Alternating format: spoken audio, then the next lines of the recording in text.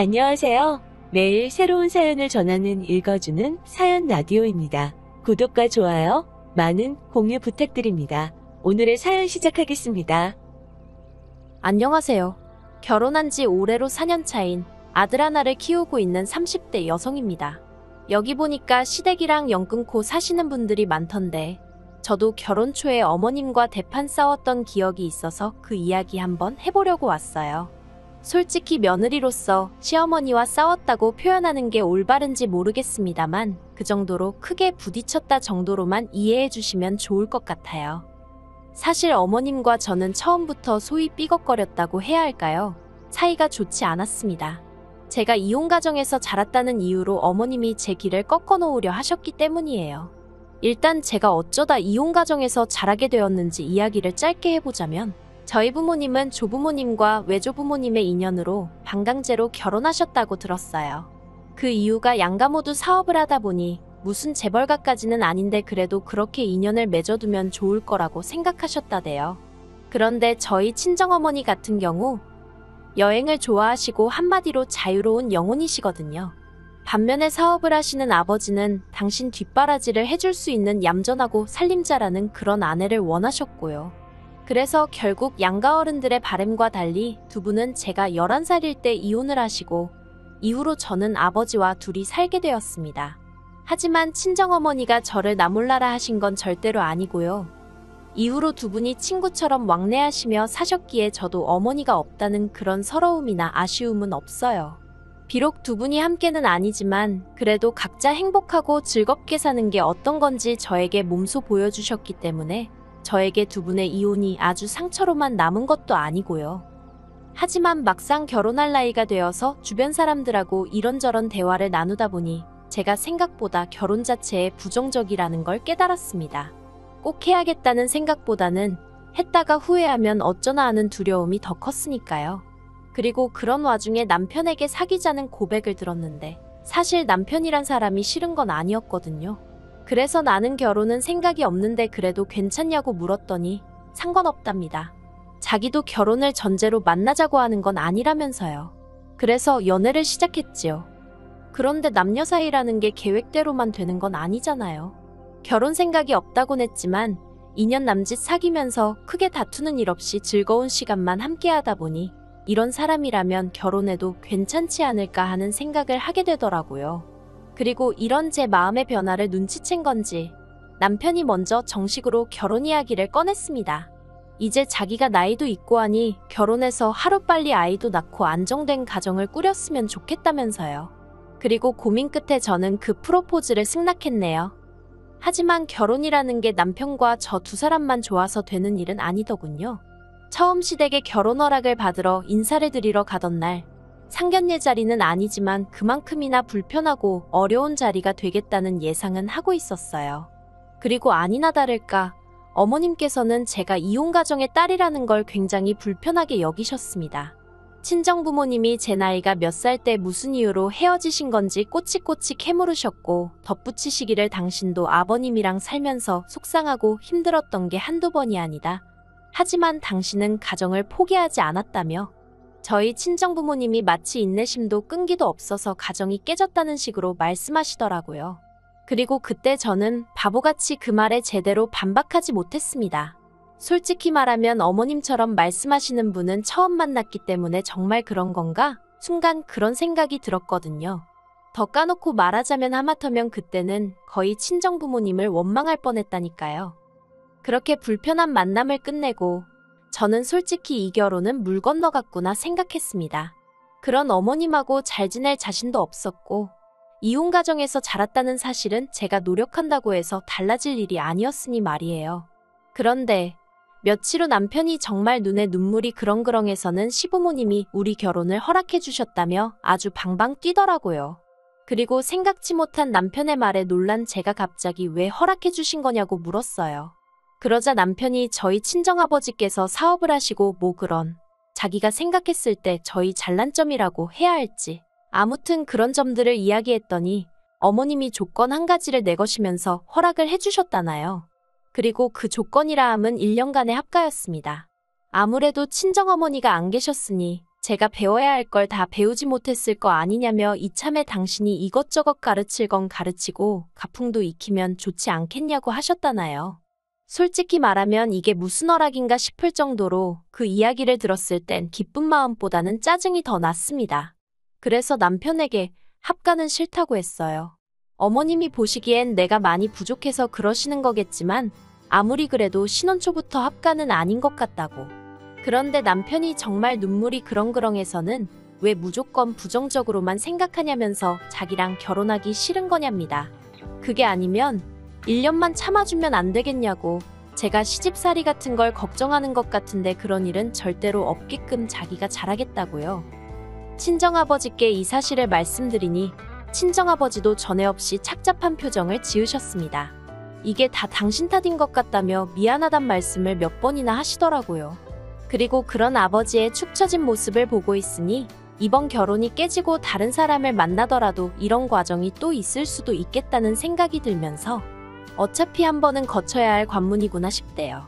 그래서 남편에게 딱 1년만이라고 대신 1년 동안 당신이 나에게 어떻게 하는지 보고 그때 혼인신고도 하고 분가 후에는 집도 친정 근처에 얻겠다 했습니다. 그랬더니 남편이 그런 건 전부 다 저 편할 대로 하라고 하더군요. 그래서 어머님이 내 것인 조건을 수락하고 남편과 결혼을 했네요. 그리고 합가에 대해서 이야기를 해보자면 제가 제 발등을 스스로 찍었다는 생각을 정말 몇 번이나 했는지 모릅니다. 특히나 식사 시간마다 정말이지 치사하고 더럽다는 생각에 몇 번이나 상처를 받았어요.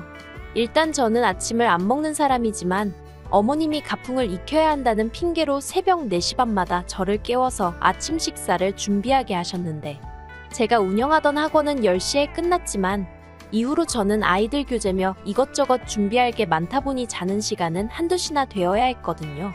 그리고 이건 남편뿐만 아니라 시부모님도 잘 알고 계셨어요. 그런데 새벽 4시만 넘어가면 어머님이 문자로 아직 자니 언제 일어날 거니? 그뿐만이 아니에요. 아침 준비가 끝날 때쯤이면 그제서야 남편과 아버님이 기상을 하시는데 그러면 어머님까지 세 사람이 식사를 하는 동안 저더러 아침 준비하며 나온 그릇이며 냄비, 프라이팬 같은 것들을 설거지하게 하셨지요. 최대한 빨리 한다고 해도 설거지를 마칠 때쯤이면 가족들 식사가 끝나가니 또 설거지거리가 산더미처럼 쌓이기 일쑤였고요. 그러면 어머님은 그건 냅둬. 내가 이따 할게 하시지만 그 말이 그 뜻이 아니라는 건 7살 먹은 어린애도 눈치챘을 겁니다. 그리고 그럴 때마다 진짜 욕이 올라오는 걸 꾹꾹 눌러 참고 분노에 설거지를 하기가 일쑤였습니다. 남편이란 작자는 그러는 동안 뭘 했냐고요? 뚫린 입이라고 자기야 냅둬 내가 할게 그러거나 자기도 그냥 와서 밥 먹어 마음에도 없는 소리를 하더라고요. 물론 그나마도 한 달쯤 되니까 온데간데 없이 사라졌지만요. 그러다 한 번은 친정아버지가 한약을 해주셔서 삼시세끼를 챙겨 먹어야 하는 상황이 되었어요. 그래서 아침 준비를 마치고 설거지를 하는 대신 저도 자리를 잡고 앉았습니다. 어머님께서 저더러 너는 왜 하시길래 저도 밥 먹으려고요. 했더니 약간 황당하다는 식으로 밥이 없다는 거예요. 식탁에 퍼놓은 이 김나는 밥을 방금 한 사람이 전데 밥이 없다니까 어이가 없었지요. 가족들 먹을 저녁밥까지 넉넉히 했으니까요. 그런데 어머님 말씀이 제가 지금 밥을 먹으면 저녁에 부족할 수도 있다면서 횡설수설. 그러자 이번엔 남편도 이상하다 싶었는지 어머님더러 그게 무슨 소리냐면서 밥이야 이따 또 하면 되는 거 아니냐고 그러더라고요. 그리고 그날 저녁 평소와 달리 어머님이 밥을 푸고 계셨습니다. 웬일로 어머님이 퍼주시는 밥을 다 먹어보네 그런 생각을 하고 있는데 자세히 보니까 제 밥그릇은 좀 전에 어머님이 계란찜 하셨던 그릇이더라고요. 계란찜 퍼서 옮기고 국물만 남은 그 그릇에 제 밥을 퍼주신 거예요. 그리고 그 그릇을 보니 순간 얼마나 서럽게 눈물이 나던지. 그래서 제가 밥 안 먹겠다고 먼저 자리를 일어섰어요. 그러자 남편이 제 밥그릇을 들여다보더니 아침과는 비교도 안 되게 크게 어머님께 화를 냈습니다. 무슨 개밥도 아니고 이런 데다가 밥을 퍼주느냐고요. 그러자 어머님이 당황해하시며 당신은 그렇게 먹는 게 가장 맛있어서 그랬답니다. 그리고는 저더러 뭘 그런 걸 가지고 우냐면서 유난이라고 적반하장으로 저한테 화를 내시는 거예요. 그 일이 있고는 방에 들어왔는데 남편이 저더러 미안하답니다. 그래서 제가 이게 당신 집 가풍이냐고 그랬어요. 가풍 익히러 들어와서 살라더니 사람을 무슨 종부리듯 하고 먹는 걸로 구박이나 하고 이렇게 치사하고 쪼잔한 집구석이었냐고 그간 어머님께 당한 서름을 남편에게 퍼부어 버렸지요. 그리고 결국 며칠 뒤 기어이 사단이 벌어졌습니다. 며칠 동안 남편이 식사 시간마다 저 대신 설거지를 자처하고 제 밥그릇도 멀쩡한지 확인하고 그러니까 어머님이 심통이 나셨던 모양이에요.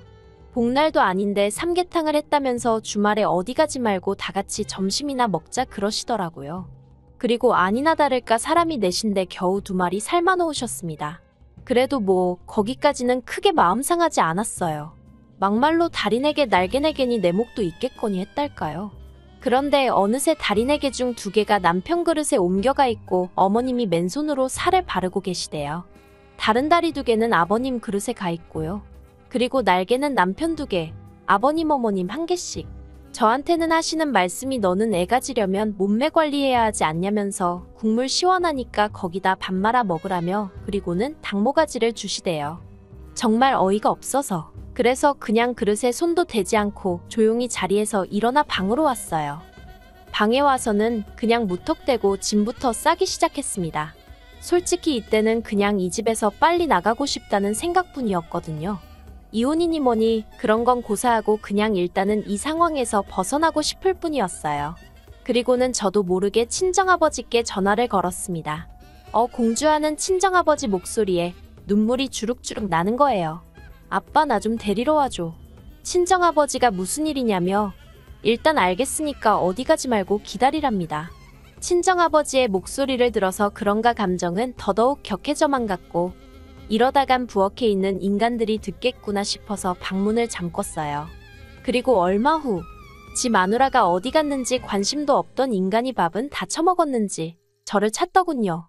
밥도 안 먹고 방에서 뭐하냐고 나와서 밥 먹으랍니다. 어이가 없어서 대꾸도 안 하고 있었어요. 그런데 어머님이 그 옆에서 하시는 소리가 냅두라고 배가 불러서 저런다고 아주 오냐오냐 해주니까 어디까지 기어오르려고 저러는지 모르겠다나요. 그리고 한 1시간이나 지났을까. 방문 너머로 웅성거리는 소리와 함께 우리 딸 어딨냐는 친정아버지의 목소리가 들렸습니다. 저는 바로 방문을 열고 아빠 하면서 뛰쳐나갔고요. 그리고 그 모습을 어이없다는 듯 어머님과 남편이 바라보더니 저한테 이게 다 무슨 상황이냐고 묻는 게 아니겠어요. 그렇게 시부모님과 저희 부부 그리고 친정아버지까지 모여앉게 되었습니다. 친정아버지가 저한테 그렇게 전화를 했으면 무슨 일인지 이유를 말해야 하지 않겠냐고 물으셨고 저는 더 이상 참을 수 없다는 생각에 하나부터 10까지 그간 제 마음에 응어리처럼 맺혔던 모든 일들을 끄집어냈습니다. 제육볶음 해놓고 저에게는 양파와 양념만 퍼주셨던 일부터 시작해서 오죽하면 제가 결혼생활 반년 만에 5kg이나 빠졌겠어요. 그리고 오늘만 하더라도 닭이 2마리인데 왜 저는 닭모가지만 먹으라고 주셨냐고 따지면서 저도 모르게 소리를 질렀습니다. 그러자 남편이 저더러 좀 참으라고 그러는데 제가 남편에게 네가 제일 나쁜 X라고 퍼부었지요. 저희 친정아버지가 2주먹을 쥐고 부들부들 떠셨습니다. 그리고는 남편에게 강서방 이게 다 사실이냐고 물으시대요. 남편도 양심은 있는지 차마 저희 친정아버지를 똑바로 쳐다보질 못하고는 죄송하단 소리만 연신해댔고요.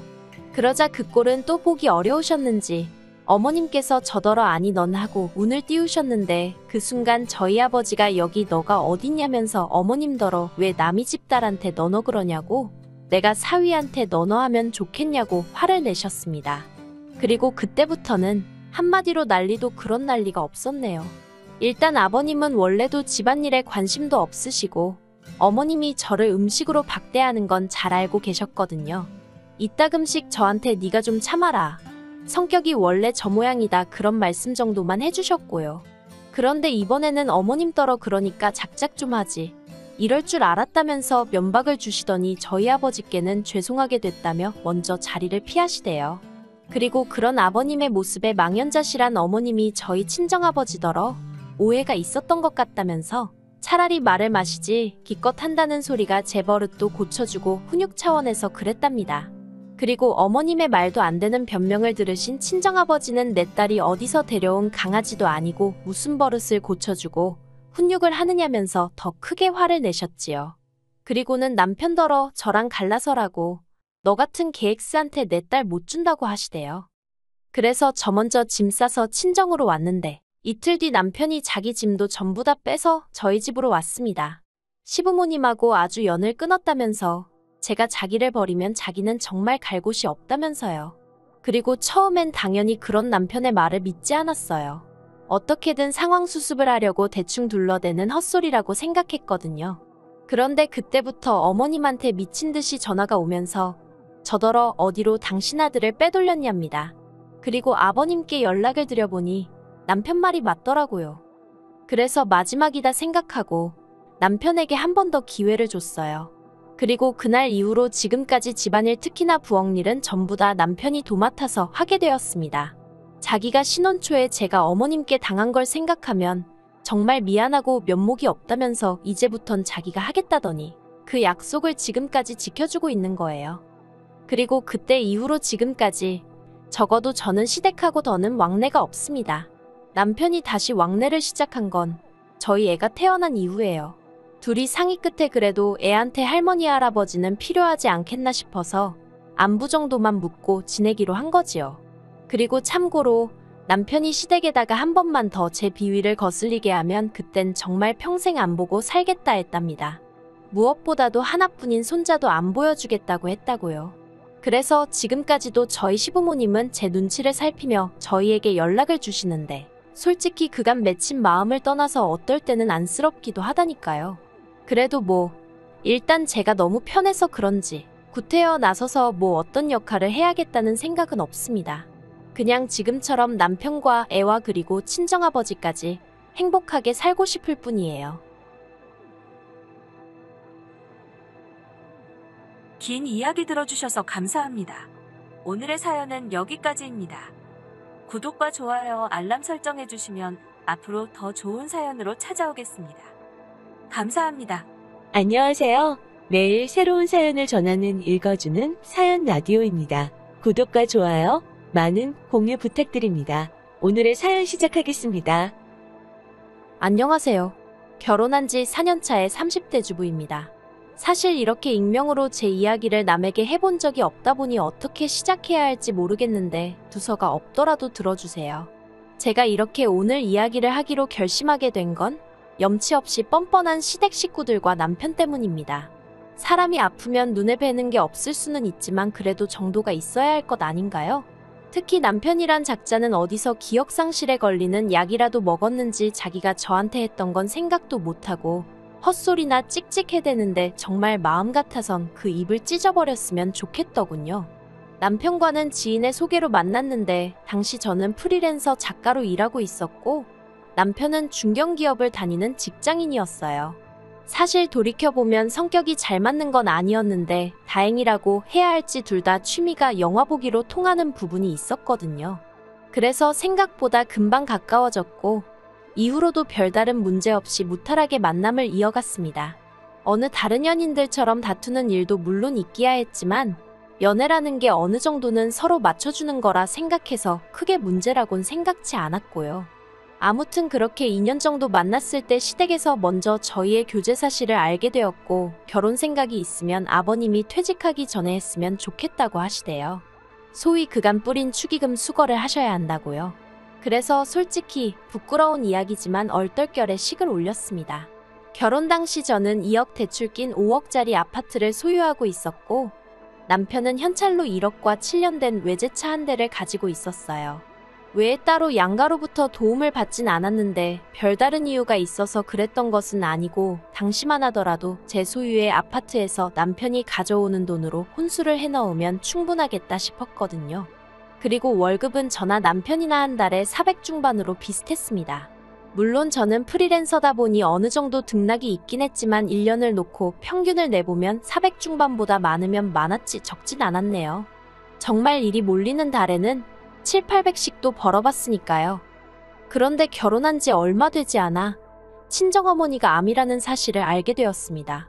외할머니도 위암으로 돌아가셨는데 친정어머니도 위암이라고 하니 눈앞이 노랗고 하늘이 무너지는 것 같더라고요.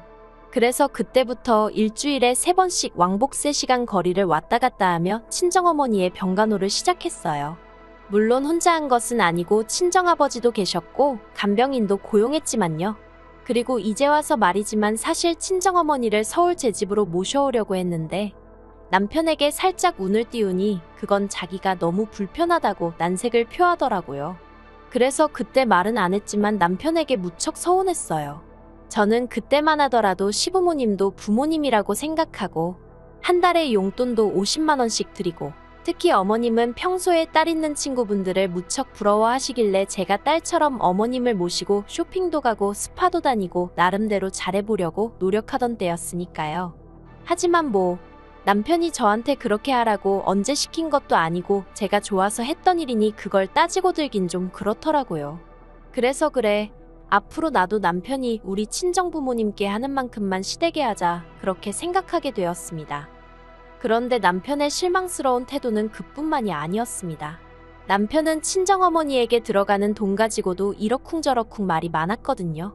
사실 병간호를 위해 내려갈 때면 저는 반찬을 직접 해가기도 하고 그게 여의치 않으면 몸에 좋다 하는 음식을 사가기도 하고 또 꼭 제가 내려가지 않는 날이더라도 이것저것 챙겨 보내드리기도 했어요. 그런데 남편이 저더러 매번 교통비에 이것저것 돈이 얼마냐면서 적금은 하고 있는 거냐 어쩌냐 별걸 다 신경 쓰더군요. 참고로 저희는 애시당 초벌이가 비슷하다 보니 서로 매달 200만 원씩 생활비조로 내놓는 거 외에는 일절 터치하지 않기로 하고 결혼을 했었고 친정에 들어가는 돈은 전부 제 주머니에서 나오는 제 돈이었습니다. 그런데 언젠가부터 남편이 이달엔 얼마 벌었냐, 요새는 계약이 얼마나 들어오냐며 제 돈에 관심을 보이기 시작하더니 아예 대놓고 간섭을 하려드니까 어처구니가 없었지요. 그래서 내가 당신에게 돈 1,000원 보태달라고 한 것도 아니니 관심 끄라 했습니다. 솔직히 저라고 처음부터 남편에게 말을 그렇게 냉랭하게 했던 것은 아니에요. 제가 그렇게 된 데에는 다 이유가 있었습니다. 처음 친정어머니가 암 판정을 받았을 때 제가 당시 남편에게 부탁한 게 한 가지 있었는데 그건 바로 한 달에 한두 번이라도 저와 같이 친정어머니를 만나러 가줬으면 한 것이었어요. 친정어머니는 사위사랑은 장모라는데 그렇게 해주질 못해 몹시 미안해하고 계셨고 저희 시댁볼 낯이 없다면서 한참 신혼을 즐겨야 하는 딸이 하루가 멀다 하고 친정에 내려오게 만들었다며 혹시나 제가 시댁에서 미움을 받진 않을지 걱정을 많이 하셨거든요. 그렇다 보니 저는 남편이 이따금씩 얼굴이라도 보여드리고 장모님 걱정 마시라고 건강만 생각하시라는 그런 따뜻한 말 한마디 정도만 해줬으면 싶대요. 하지만 남편의 반응은 냉정하기 짝이 없었습니다. 기껏 한다는 소리가 위암 이기면 생존율이 70%나 된다면서 장모님이나 저나 너무 유난스럽다고 했으니까요.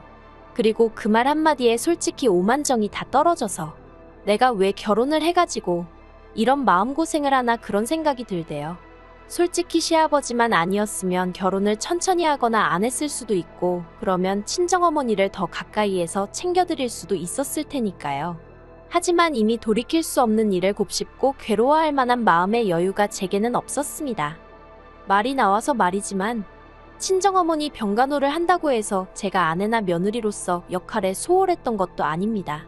맞벌이임에도 불구하고 저는 프리랜서라 집에서 일하는 시간이 대부분이라는 이유로 남편은 집안일을 제가 하는 게 당연하다고 생각하는 눈치였는데 솔직히 말해서 친정어머니가 편찮으시기 전에는 이 일로 남편하고 부딪히고 싸울 힘이 있었거든요.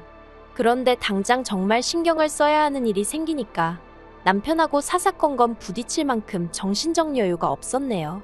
오히려 남편에게 싫은 소리 하느라 에너지를 쓸 바에는 그냥 내가 하고 말지 그런 마음이었달까요? 그래서 집안일은 그때그때 제가 하거나 사람을 불러서 했어요. 마찬가지로 시댁에 경조사가 있을 때도 가능한 빠지지 않고 참석해서 몸으로 때울 건 몸으로 때우고 돈으로 해결되는 일은 돈으로 해결했습니다. 그리고 솔직히 설령 제가 조금 부족했다고 해도 다른 상황도 아니고 시부모님께는 사돈이고 남편에겐 장모님인 저희 친정어머니가 편찮으신 상황이었으니 도움까지는 아니더라도 적어도 이해는 받을 수 있을 거라고 믿었지요. 아니, 인간적으로 이해를 해주는 게 맞지 않나요? 하지만 시어머니는 제가 친정어머니 병간호로 당신 아들에게 소홀하진 않을지 그 부분에만 연연하셨고 그러나 중에도 당신 생일상을 차리기를 요구하셨습니다. 그리고 그런 분위기에서 남편은 한 번도 제 편에 선 적이 없었지요. 그렇다 보니 언젠가부턴 남편에게 일말의 기대조차 하지 않게 되었고, 그래서 오히려 더 이 악물고 소위 제알도리는 해내고 말았습니다. 그리고 무엇보다 행여 금전적으로 남편에게 의지하게 되기라도 하면 큰일 나겠구나 싶어서 일도 줄이지 않았고요. 이후로 친정어머니는 위 절제수를 받으셨고, 아직 5년이 되질 않아 완치 소식은 못 들었지만 매번 추적 검사 때마다 예후가 좋아서 솔직히 친정아버지나 저나 마음을 많이 놓은 상황이긴 해요. 무엇보다 친정어머니가 당신 스스로 병원에서 시키는 대로 철저히 식단과 운동을 지켜주고 계시기 때문에 감사할 뿐이지요. 그런데 그런 와중에 운명의 장난이라고 해야 할지 이번엔 시아버지가 위암이라는 소식을 듣게 되었습니다. 솔직히 시아버지가 저에게 실수하신 것도 없고 그렇다고 평소에 저를 어렵게 하신 것도 아니었어요. 하지만 시아버지의 위암 소식을 듣고도 제가 그렇게 슬프지 않았던 건 시어머니나 남편 때문이었다고 생각합니다. 냉정하게 들리겠지만 니들은 어떻게 하는지 한번 보자 이런 생각도 들더라고요. 그런데 남편이 저한테 황당한 소리를 합니다. 시아버지도 잘 부탁한다고요. 제가 어이가 없어서 잘 부탁하긴 뭘 잘 부탁하느냐고 따졌습니다. 그랬더니 한다는 소리가 장모님 병간호해 드릴 때는 지극정성으로 하지 않았냐면서 시아버지한테도 그렇게 해달라나요. 어이가 없어서 친정어머니야 내 어머니니까 그렇게 했지. 시아버지한테 내가 그렇게 어떻게 하느냐 했어요. 할 거면 당신 아버지니까 당신이 하라고요. 그랬더니 남편이 저더러 너 그렇게 안 봤는데 말을 어떻게 그렇게 하냐면서 시아버지가 남이냐입니다. 그래서 너는 장모가 남이라서 그렇게 강 건너 불구경하듯 가만히 있었냐고 저도 지지 않고 쏟아냈어요. 그랬더니 그땐 자기가 일을 하느라 바쁘기도 했고 어쩌고 옮겨졌기에도 구차스러울 만큼 구질구질한 변명을 쏟아내는 게 아니겠어요. 그래서 나는 지금 노냐고. 나도 지금 일하고 있고 계약건도 많아서 시아버지 들여다볼 틈 없다고 그러니 나한테는 일절 기대하지 말라 했습니다. 그리고 정말 저도 못된 건지 이런 다툼이 오가는 동안 화가 나면서도 한편으론 고소하단 생각이 들더라고요. 내가 그렇게 동분서주하며 일하고 살림하고 거기다 병간호까지 하는데도 시어머니한테 라면을 연속 이틀을 먹었네 3일을 먹었네 헛소리를 해대가지고 욕을 먹게 했었지. 스스로조차 잊었다고 생각한 기억의 조각들이 떠오르면서 그럴수록 남편이 미워지더라니까요. 그리고 더 어이가 없는 건 친정에서 저는 외동딸이지만 남편은 삼형제예요. 다만 큰아주버님은 진작에 이혼해서 혼자 살고 있고 작은아주버님은 미혼인데다 직장 문제로 제주도에서 지내고 있었거든요. 그렇다 보니 그나마 시댁에서 1시간 거리에 사는 저희가 제일 만만하다고 보인 건지 아주버님 두 분 다 저희가 해야 한다는 식이더라고요. 그런데 말이 저희지. 솔직히 저더러 하라는 거였지요. 심지어 시어머니마저 당신은 태어날 때부터 몸이 약하고 기력이 없는 사람이라 남의 병간호는 못한다면서 제가 해줬으면 좋겠다고 하셨습니다. 정말 무슨 언제부터 그러셨다고 제 두 손을 꼭 붙잡고는 내가 믿는 건 아가 너밖에 없다 하시는데 그동안 그렇게 잘해드렸어도 정작 친정어머니 아프시니까 당신 아들한테 소홀할까봐 벌벌 떠시던 분이 이제 와서 아가아가 하시는 게 얼마나 듣기가 싫던지요. 그래서 시어머니께 단호하게 저한테 아무런 기대도 하지 마시라 말씀드렸습니다. 시아버지가 편찮으신 건 유감이지만 일단 저도 처리해야 할 일도 너무 많고 정 시아버지 병간호할 사람이 여의치가 않으면 저희 남편을 데려가시라 했어요. 아마 모르긴 몰라도 이런 상황에 쓸 수 있는 휴가제도 같은 게 회사에 있을 거라고요. 그리고 설령 없다고 해도 무급휴가라도 써야 하지 않겠냐고. 남도 아니고 아버지가 아프신데 그렇지요 어머님 했더니 어머님이 아들들은 야무지지가 못해서 믿고 맡기기가 어렵다나요. 하지만 저는 조금도 굽히지 않았습니다. 그러면 간병인을 쓰셔야겠네요. 그러자 시어머니는 또 하시는 말씀이 아무리 그래도 그렇지 어떻게 시아버지를 남의 손에 맡기느냐고. 솔직히 집안에 누군가 아프면 배우자가 간호를 하거나 그 다음이 자식들이지 않나요.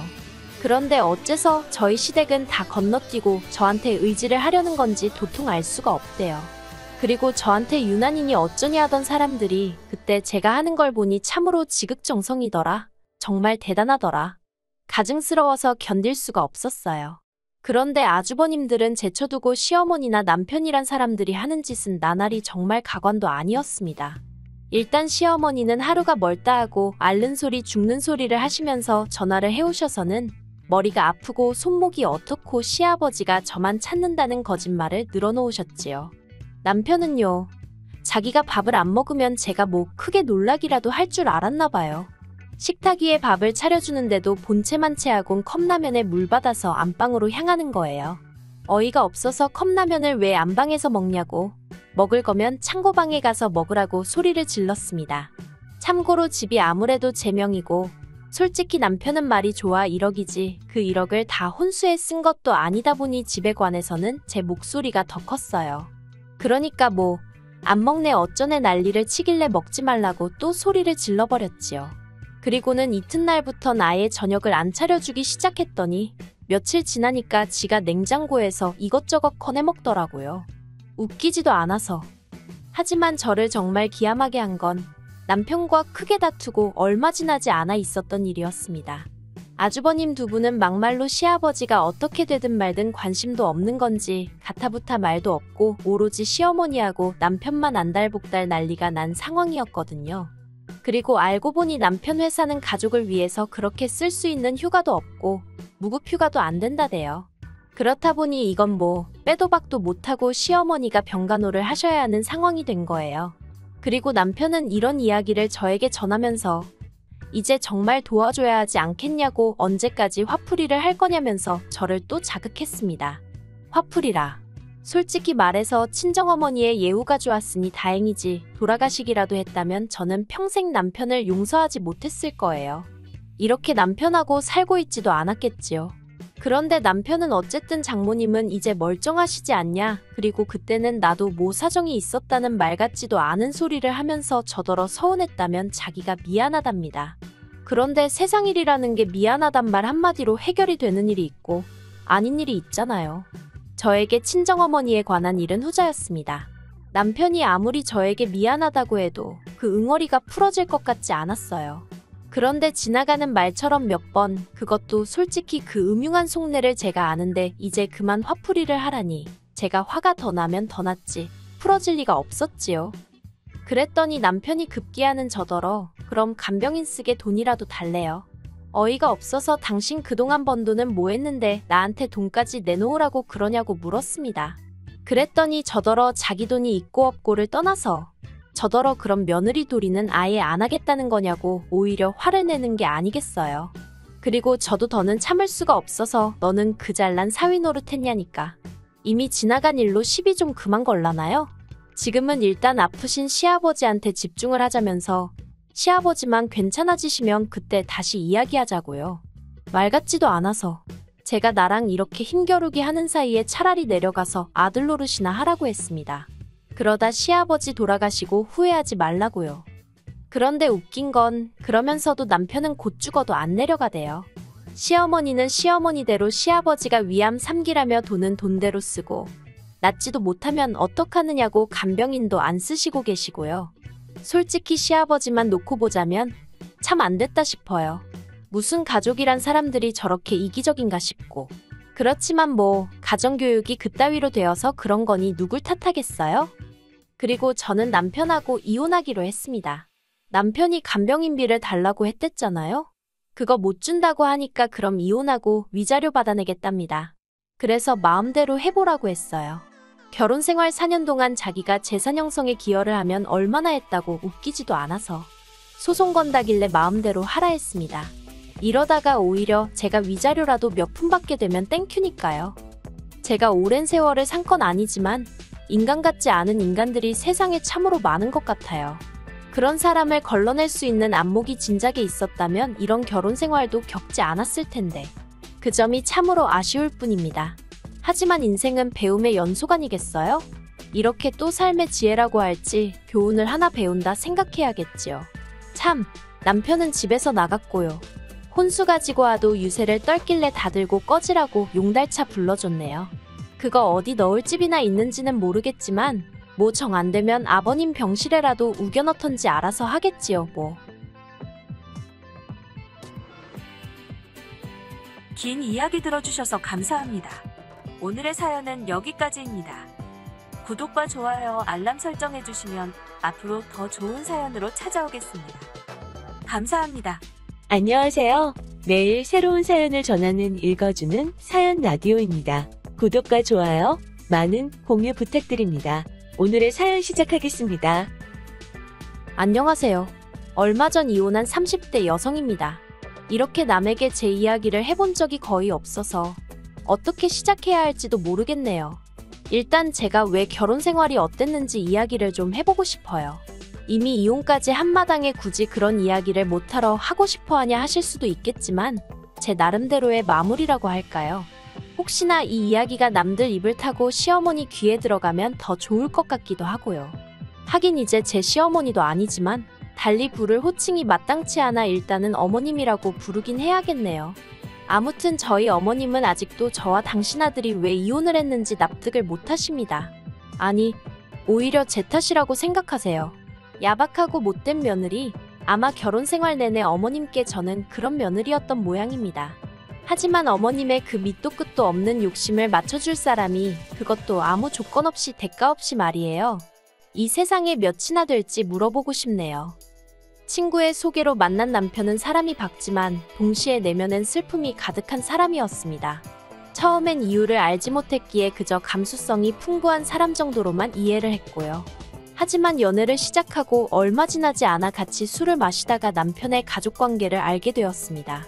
제 어머님은 아버님의 두 번째 처였어요. 물론 정상적으로 이혼하고 재혼한 부인이라면 요즘 세상에 흉일할 것도 못 되지요.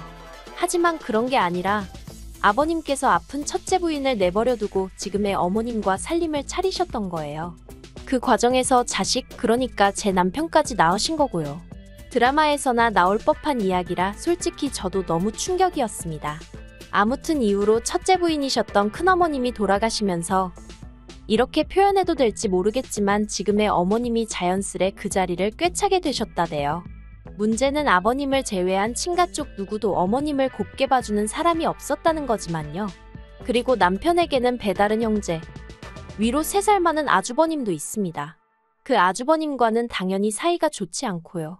아무튼 그런 환경에서 자라다 보니 남편은 아버님과 아주버님에게 상당히 거리감을 느끼고 있었던 반면 어머님과는 다른 모자지간들과는 달리 더 끈끈한 애착관계가 형성되어 있던 거지요.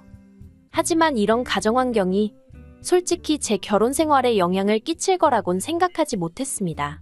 남편이 어머님을 많이 걱정하는 건 알고 있었지만 소위 마마보이의 기질은 보이지 않기도 했고 결혼 이야기가 본격적으로 오가던 당시에 어머님이 저를 무척 마음에 들어 하시며 정말 잘해주셨거든요. 그래서 저도 아무래도 집안 사정도 다 알던 상황이었으니 이제 어머님께 아들만 있는 게 아니라 믿을 만한 며느리도 있다는 사실을 꼭 느끼게 해드리고 싶었어요. 하지만 결혼하고 얼마 지나지 않아서 어머님이 저를 왜 마음에 들어 하셨던 건지 알게 되었고 그 이유가 솔직히 달갑지만은 않았습니다. 형편이 변변치 않았던 시댁과 달리 친정은 궁색하지 않아요. 초등학교 교장 선생님까지 하시고 퇴직하신 친정아버지와 간호사로 일하시던 친정어머니 밑에서 비교적 여유 있는 10대, 20대를 보낼 수 있었지요. 자식이라곤 저 하나가 전부라서 저에게 필요한 것이라면 가능한 전폭적으로 지원해 주셨고요. 그래서 덕분에 저도 대학교 졸업 후 바로 대기업에 입사할 수 있었다고 생각합니다. 뿐만 아니라 저에게 미리 증여해 주신 아파트가 있었기에 저희는 어느 다른 대부분의 젊은 부부들과 달리 비교적 여유로운 결혼 준비가 가능했어요.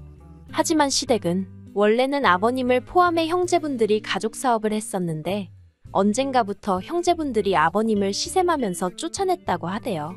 그리고 이후로는 지인들에게 묻고 물어 소일거리를 하면서 그럭저럭 생활만 이어나가고 계신 상황이었고요.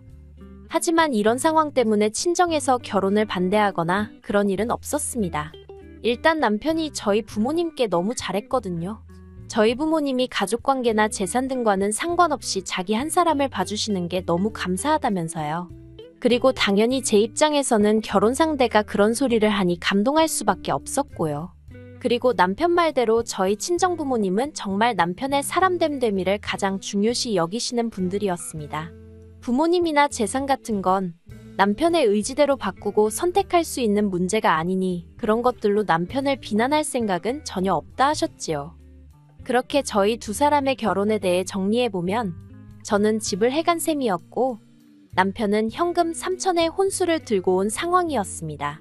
그리고 저는 제가 손해를 봤다면 손해를 본 거지. 절대 어느 면에서도 득을 봤다고는 생각하지 않아요. 심지어 앞으로 벌어올 기대 수입을 생각하더라도 남편이 다니고 있던 직장보다는 제가 다니는 직장이 비교도 안 될 만큼 구조적으로나 재정적으로나 탄탄한 상황이었으니까요. 그리고 저는 맹세하건대 마지막에 남편과 정말 할 말 못할 말이 오가던 그때를 제외하곤 이런 부분들에 있어서 유세를 부린다거나 생색을 낸 적이 없습니다. 앞으로 서로 노력하며 열심히 사는 게 중요하지. 누가 뭘 얼마나 해왔고 그런 걸 따져서 뭐하나 싶었지요. 그런데 어머님은 그런 저를 기특하게 봐주시는 게 아니라 오히려 더 받아낼 궁리를 하시대요. 결혼 전 남편은 어떻게 보면 시부모님께는 유일한 희망이자 기댈 곳이었던 모양입니다. 아주버님은 아버님에게 배신감이 든다며 명절이나 아버님 생신같이 어쩔 수 없는 경우에만 예의상 얼굴을 비출 뿐이었지 맞으라고 해서 크게 무슨 역할을 하는 건 아니더라고요. 그리고 저는 몰랐는데 남편은 매달 어머님께 50만 원씩 용돈을 드리고 있었어요. 아버님도 모르게 말이에요. 제가 그 사실을 알게 된 건 결혼하고 2달째 되던 때였는데 어머님이 저희와 식사를 하시던 도중에 이제 며느리까지 받는데 용돈이 느는 게 아니라 어찌 줄었냐며 물어오셨기 때문입니다. 하지만 더욱더 저를 힘들게 한 건 어머님이 저에게 기대하신 게 단지 금전적인 것만은 아니었다는 사실이었어요. 어머님은 제가 친정어머니와 뭐라도 같이 하는 꼴을 못 보시더라고요. 한 번은 친정어머니와 미술 전시회를 보고 근처에서 점심을 먹고 있는데 어머님에게 전화가 걸려왔습니다. 너 어딘데 전화를 이렇게 늦게 받니? 지금 친정어머니랑 같이 있어요. 사돈이나 너나 팔자가 상팔자가 따로 없구나. 나는 이렇게 찌는 집구석에서 혼자 있는데 너 그러고 밖에 있으면 우리 아들 저녁은 언제 준비하냐? 민석 씨도 지금 친구 만나고 있대요. 저녁은 먹고 온다고 하더라고요.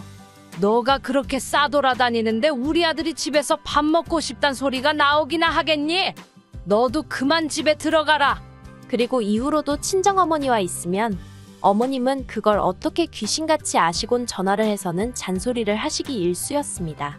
그래서 언젠가부턴 저도 거짓말을 하거나 전화를 받지 않거나 솔직히 시어머니와 며느리의 두뇌 싸움도 아니고 이게 뭔 짓인가 싶대요.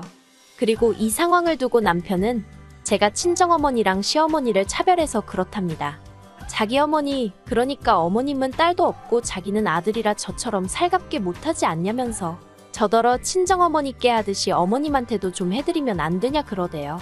그리고 그때는 아 정말 그런가 하는 생각과 함께 내가 너무 생각이 짧았구나 싶어서 알겠다 했습니다. 그래서 이후로 몇 번인가 어머님을 모시고 영화도 보러 가고 쇼핑도 가고 그랬어요. 하지만 이내 친정어머니와 시어머니는 절대로 같을 수 없다는 사실을 알게 되었지요. 일일이 말하지 않아도 어느 정도 눈치채셨겠지만 하나라도 더 챙겨주고 싶어 하시고 행여딸이 피곤하진 않을지 걱정해 주시던 친정어머니와 달리 어머님은 모든 것이 당신 위주여야만 했습니다. 그리고 어떻게든 제 지갑에서 10,000원이라도 더 나오게 하시려고 혈안이 되신 분 같았달까요? 티 하나 사드리겠다고 하니까 골프도 치지 않으시는 양반이 요새는 골프 옷을 일상복처럼 입는 게 유행이라 하더라며 30만 원씩 하는 세일도 안 하는 티셔츠를 고르시질 않나. 심지어 한 번은 상견례 때 저희 어머니가 들고 나왔던 뭐 명품 브랜드를 백화점에서 발견하시곤 그걸 사달라고 하시는 거예요. 그래서 제가 죄송하지만 그 정도 사드릴 형편이 안 된다고 했더니 니네 엄마였음 사줬겠지? 그러시대요. 저도 결국 그때는 순간 짜증을 참지 못하고 저희 친정어머니셨으면 당신이 사서 저에게 선물로 주셨을 거라고 한마디 쏘아붙였습니다. 하지만 이런 문제를 떠나서 제가 정말 화가 났던 건 얼마 전에 있었던 일 때문이었어요. 곧 다가올 친정아버지의 생신을 앞두고 저는 여동생과 상의 끝에 아버지 차를 바꿔드리기로 했습니다. 둘이서 원래는 가족 넷이 어디 멋진 나라로 여행이나 한번 가보자면서 10년 넘게 적금을 붓고 있었거든요.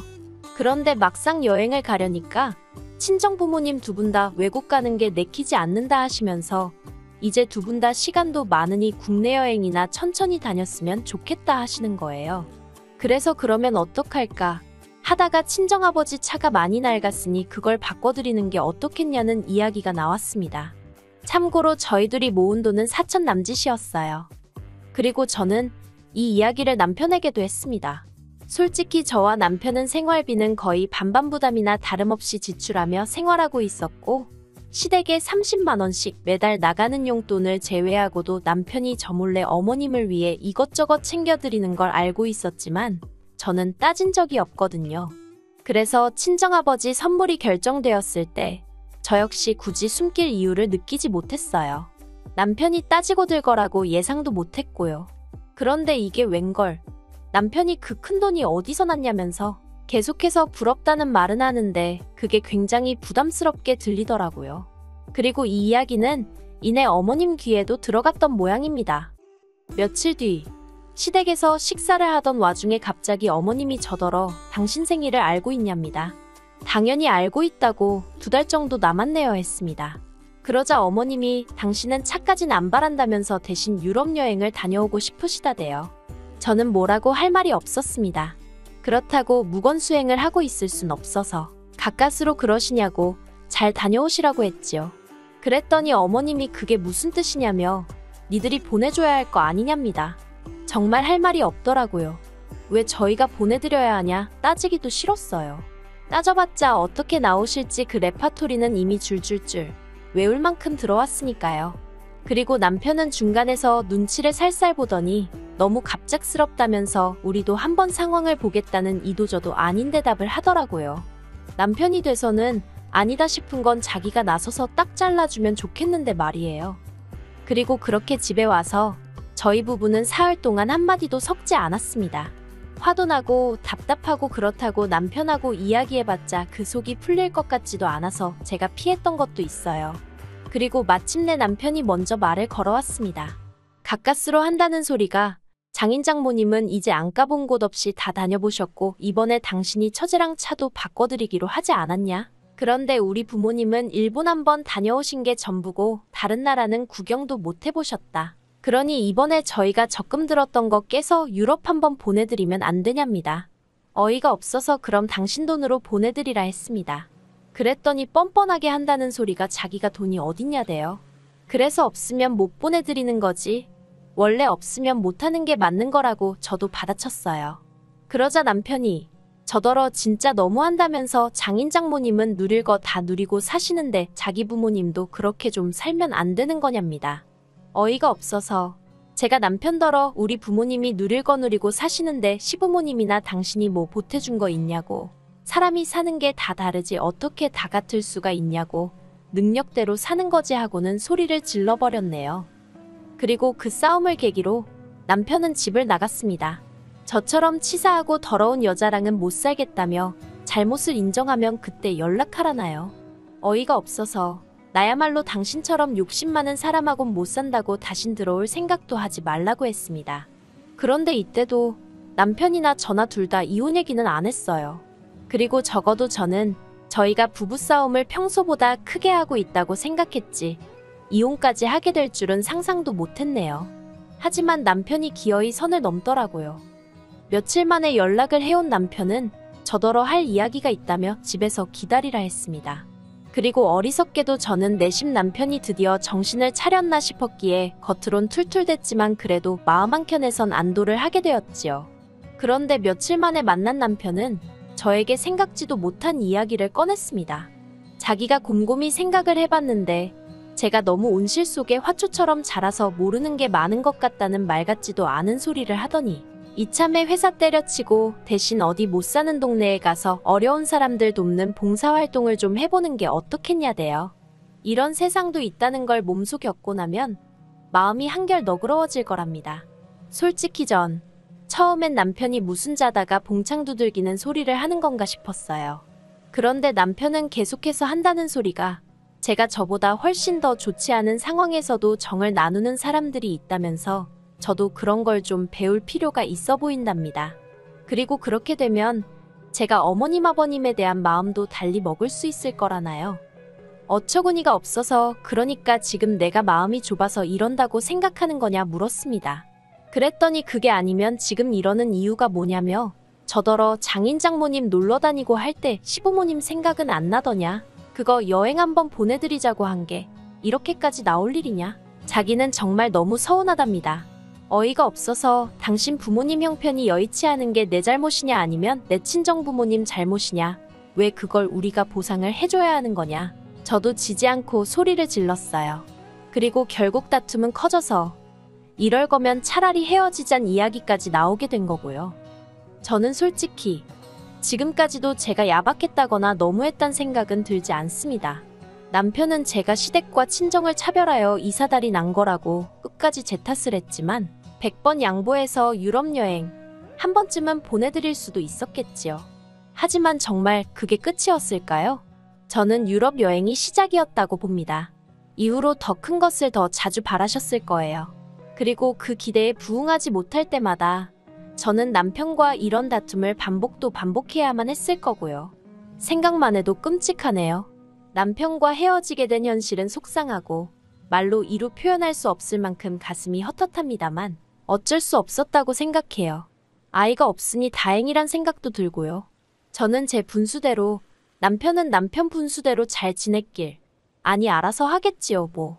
무튼 저는 잘 지내볼 생각입니다. 긴 이야기 들어주셔서 감사합니다. 오늘의 사연은 여기까지입니다.